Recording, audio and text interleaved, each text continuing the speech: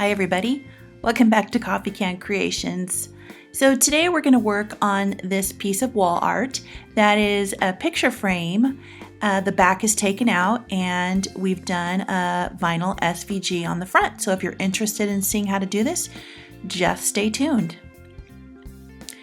So here's this picture frame that I found. I have a closet full of a lot of picture frames that I don't know what to do with and I haven't thrown them away, so I pulled this one out and decided that I would make a piece of wall art for my bedroom that I'm redoing in kind of a camping theme.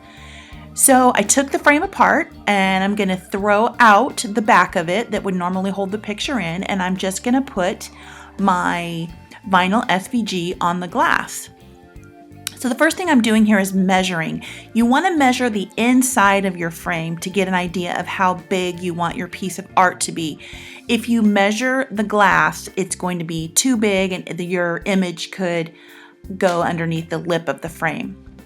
So I'm going to use this vinyl that I got from Joann Fabrics. It's not one of my favorite vinyls, but I have it. It was brown, the color I wanted.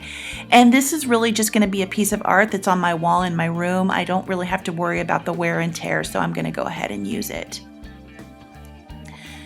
So the first thing I'm going to do is I'm going to get my mat all loaded and ready even before I go to Design Space and get my image ready. So I tend to cut my projects about an inch bigger than I want them to be. So I want this project to be 7 by 9. So I'm going to cut this piece of vinyl to be an 8 by 10. And that way I just make sure that I've got enough kind of give room on each side of my project. So I get this all cut apart, and now I'm going to take my piece of 8 by 10 vinyl and I'm going to place that on top of a standard grip mat. Now the mat that I'm using is from the brand Paper Studio, which is Hobby Lobby's kind of Cricut version of like vinyl, accessories and vinyls. And their mats are great. I feel like they're just as good as Cricut's. When you get them, they go 50% off every other week. So they're like $5 or $6 for a mat. So it's a great option if you need extra mats.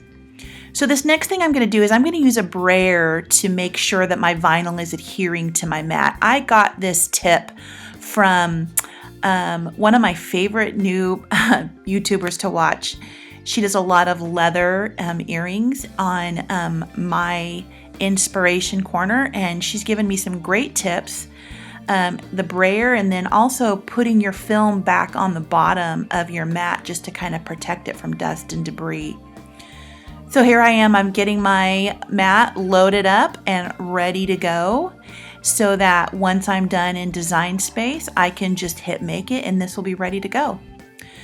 So head on over to Design Space. The first thing I always do is pull a shape in to my canvas and make it the size of that I want my canvas to be, which, as you remember, in this case was 7 by 9. So I unlocked my shape so I can pull it and drag it lengthwise and height-wise and get it to the size that I wanted. So here I'm pulling and dragging, and then I finally realized I could go up into the top bar up there where you see the little W and H, and I can just put in 7 by 9 and it will be exactly the size that I want it. I always forget that I can go up there and do that, and I'm always trying to drag it and get it to the exact size I want, but I go up here and I just make it a perfect 7 by 9. There, I'm just pointing out, see, 7 by 9.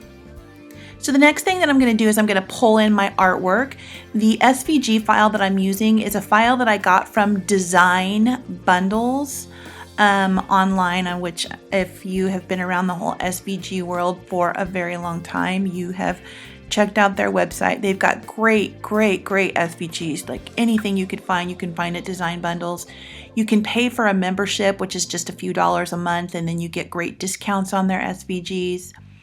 So I got this camping, making memories one campsite at a time, or something. I can't see it right now. I don't remember exactly what it says. So making memories one campsite at a time. So I pull this into my Design Space. I'm going to insert it into my canvas. And of course, like most SVGs, it pulls in huge. So I'm going to zoom out here and grab the corner of it and drag it and make it smaller so that I can work on it on my 7x9. Now I'm zooming back in, and I'm going to unlock this so that I can stretch out this SVG a little bit. Sometimes when you stretch out SVGs, you can kind of make them look a little warped, so you kind of have to be careful when you're doing that. But I felt like this one looked like if you hadn't known I'd stretched it, you wouldn't necessarily be able to tell, so it worked. I could stretch that out to the size that I wanted it to be. Now I just took away that rectangle. I just hid it by clicking on the little eye because I don't want that to print out. I just want this SVG of the vinyl design that I want. So I'm going to go over here in just a second, and I'm going to click on that green button up in the corner, which is my Make It button. And we're going to start making.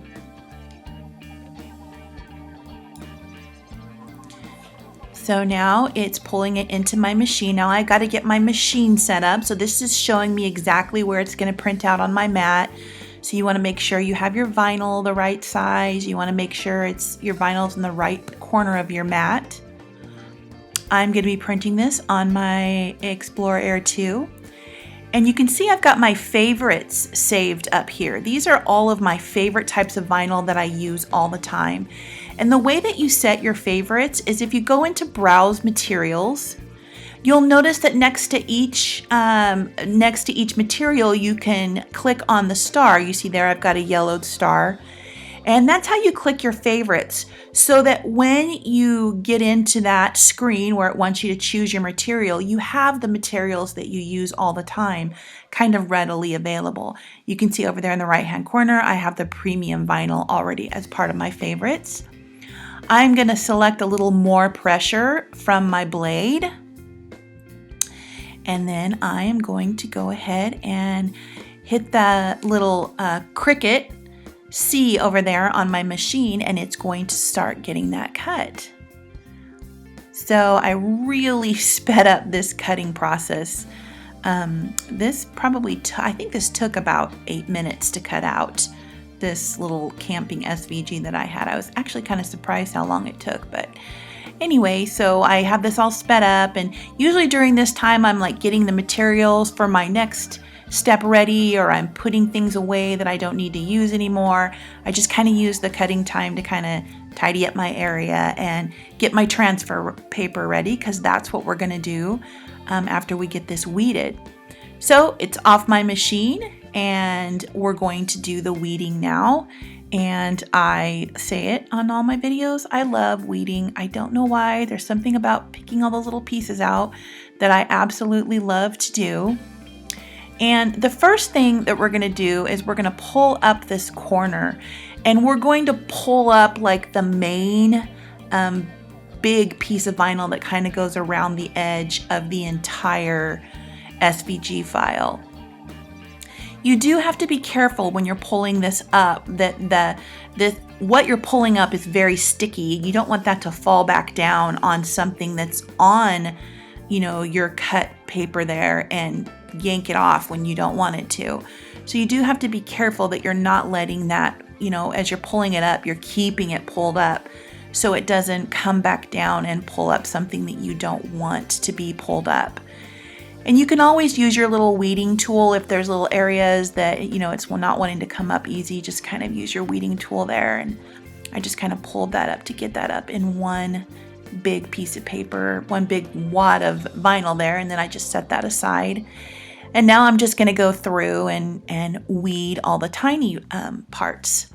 One of my favorite Cricut hacks that I got when I first started using a Cricut was to take some painter's tape, which I always keep next to my Cricut now, but to take that painter's tape and to wrap it around your hand so that you can easily have a place to stick all those little tiny sticky pieces as you're pulling them out from between the letters or between the tent there. There's just a really easy place to stick all of those kind of annoying little sticky pieces of weeding that you're pulling out. I'm sorry, I got my head in the way here.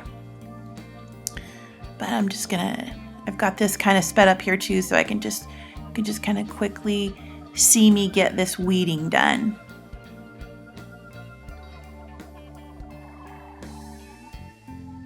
Just about done. Okay, now I'm going to go in and we're going to use some transfer tape or transfer paper to pull that vinyl cut that's down on the vinyl paper. We want to pull that up onto our transfer paper. So I'm going to go in and I'm going to use, this has become one of my very favorite transfer papers. It's by the Paper Studio, which again, that's Hobby Lobby's. I have a Hobby Lobby just not even a mile from my house. I mean, you can find transfer paper. You can find this stuff at so many different places. You can find it on Amazon. I have just fallen in love with this brand of transfer paper. So I buy it when it goes, it's $7.99 normally. So every other week when it's 50% off, it's only $3.98 for a roll of that transfer paper. So I love it. So I'm just cutting it down here, getting it the size of my design, because trust me, all these little pieces that I'm cutting off, I can use on other small projects. I keep all of this scraps of transfer paper that I cut off.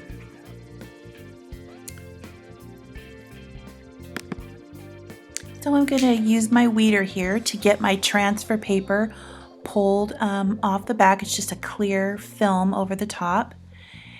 And then I'm going to get that transfer paper and I'm going to place it down onto my cut file.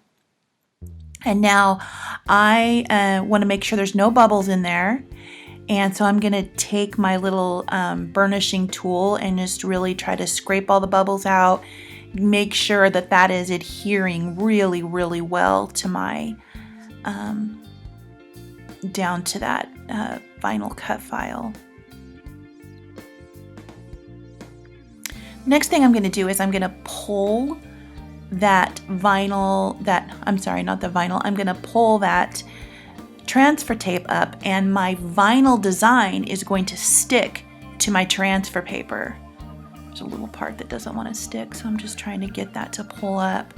Usually with this Paper Studio transfer paper, I do not have problems with my design not sticking to it. It usually works really, really well.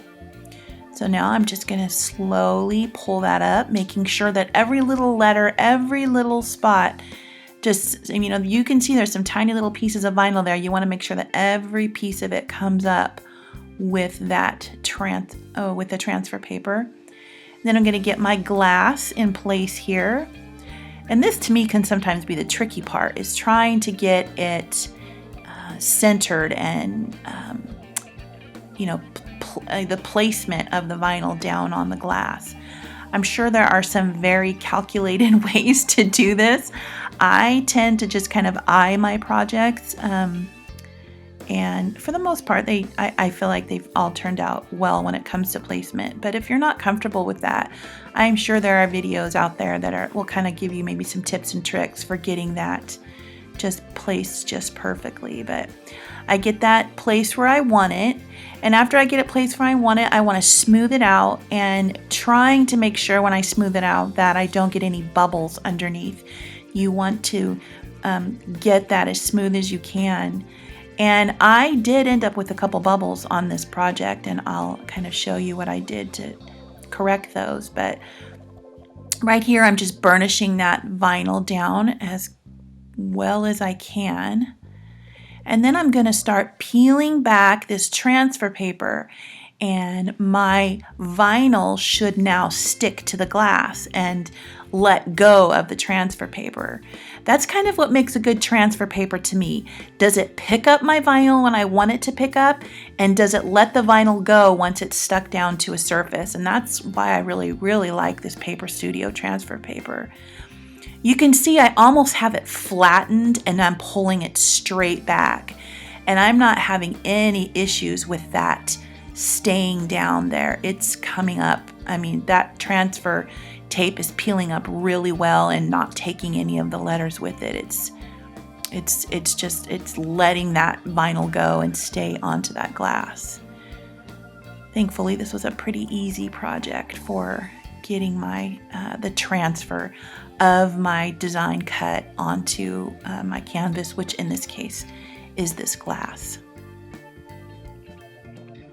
I'm putting this white sheet behind it so you can see how it is down on the glass really well. I did have a few little bubbles there on my tent. So I'm going to use my burnishing tools. I start with the big one and kind of try to push those bubbles out.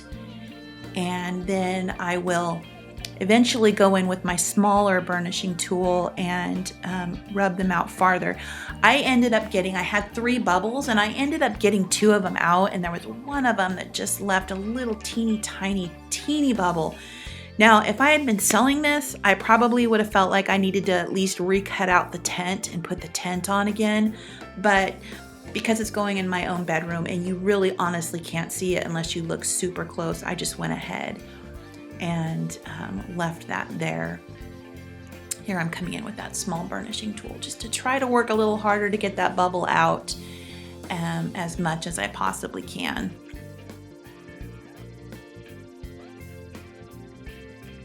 You'll notice as I'm doing this burnishing, I am literally getting fingerprints all over this glass project. So when it's completely done, it's in the frame, it's all dried, I do go back in. I take like a cloth that doesn't have any kind of fibers, and I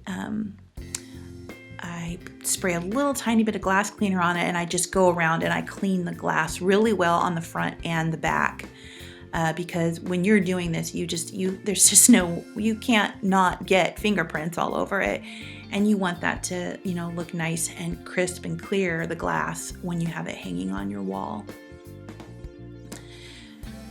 So there's my finished project, and now I'm going to bring this frame in, and I'm going to, somebody texted me.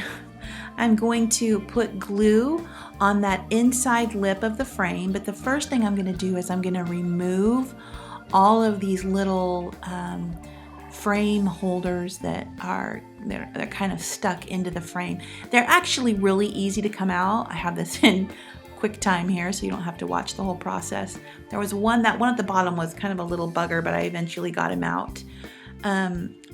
I like to pull all those out, and before I put in my glue to put my piece of glass down in. Now, I'm using the E6000 glue here, and if you have any tips on how to keep your E6000 glue in a way that you can put the lid on, take it off, and use it again, I always have to end up digging out these little kind of little hard, for lack of a better word, little boogers that kind of form and make these little hard rocks that are on the top of my glue, keeping it from coming out. And it's always kind of a little bit of work to get my E6000 flowing again.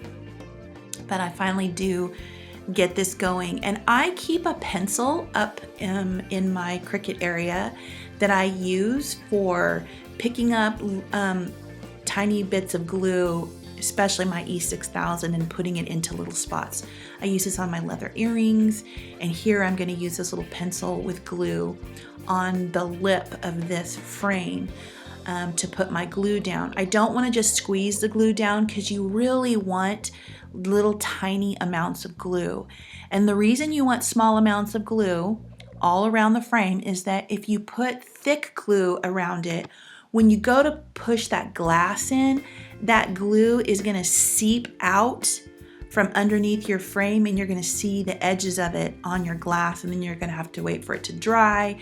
You can wait for it to dry and then kind of razor those off, but to make sure that doesn't happen, I just use my pencil and just put tiny little dots of glue around there. So now I turn my glass upside down, and I'm going to kind of push down some pressure and you'll see the glue kind of flatten out underneath there, and you'll know that that pressure is helping that glass to stick to the wood. What I do a lot of the time when I have a glass project like this is I'll take a weight. Here I take a little 5-pound weight and just gently set it down on top of that so that it can dry. And it takes about 3 hours for it to completely dry. And here is my final project again, hanging in my room. If you like this video, please give it a thumbs up. If you like my channel and you'd like to see more of my videos, please subscribe. Talk to you soon. Bye-bye.